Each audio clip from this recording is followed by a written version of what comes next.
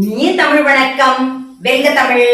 வகுப்பறையில ஒரு மாணவனினுடைய பேனா காணாம போயிருச்சு. வகுப்பறையே அலசி ஆராய்ஞ்சதுல கடைசியா வந்த தகவல், நம்ம வகுப்புலயே ராஜா மட்டும்தான் பிறருடைய பொருளை திருடுவான், இந்த பேனாவையும் அவன் தான் எடுத்திருப்பான் அப்படின்னு எல்லா மாணவர்களுமே சொன்னாங்க. ராஜாவை கூப்பிட்டு உண்மையில எல்லாருமே சந்தேகப்படுறாங்களே, உண்மையா அப்படின்னு கேட்டபோது, நான் உண்மையாவே எடுக்கல டீச்சர், ஆனா பாரதி தான் பேனாவை எடுத்தான், நான் பார்த்தேன் அப்படின்னு சொல்றான். பாரதி வகுப்புலயே ஒழுக்கமான மாணவன், நல்லா படிப்பான். அவனால வகுப்பறையில இதுவரை எந்த பிரச்சனையுமே வந்ததில்லை. எல்லா மாணவர்களுமே ஒட்டுமொத்தமா டீச்சர் பாரதி ரொம்ப நல்லவன் டீச்சர், 1ஆம் வகுப்புல இருந்து நாங்க அவன் கூட படிக்கிறோம், அவன் இந்த மாதிரி செயல்பாடெல்லாம் செய்யவே மாட்டான், ராஜா தான் எடுத்திருக்கேன் டீச்சர் அப்படின்னு முடிவு செஞ்சுட்டாங்க.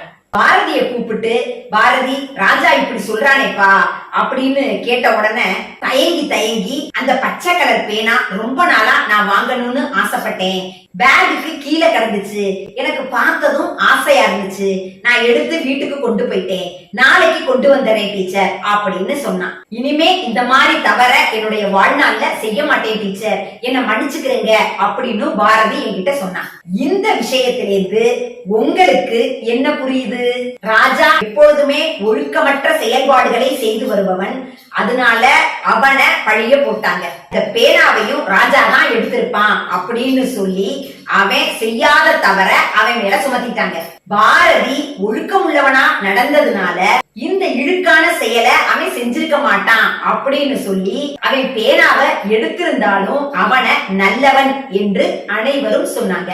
நல்ல பழக்க வழக்கங்களோட நல்ல செயல்பாடுகளை செஞ்சுக்கிட்டே வந்தீங்க அப்படின்னா, ஒரே ஒரு சின்ன தவறு செஞ்சீங்க அப்படின்னா இந்த உலகம் உங்களை நல்லவன் என்றே சொல்லும். நீங்க செய்யறது எல்லாமே தவறான செயல்களா இருந்து உங்க மேல நியாயம் இருந்தால் கூட இந்த உலகம் உங்களை கெட்டவன் என்றே பறைசாற்றும்.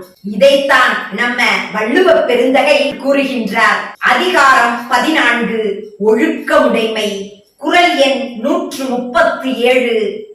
ஒழுக்கத்தின் எய்துவர் மேன்மை, எழுக்கத்தின் எய்துவர் எய்தப்பழி.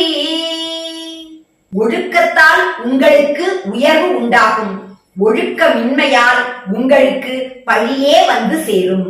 ஆம் அன்பிற்குரியவர்களே, ஒழுக்கத்தை அல்லுங்கள், ஒழுக்கமின்மையை புறந்தள்ளுங்கள்.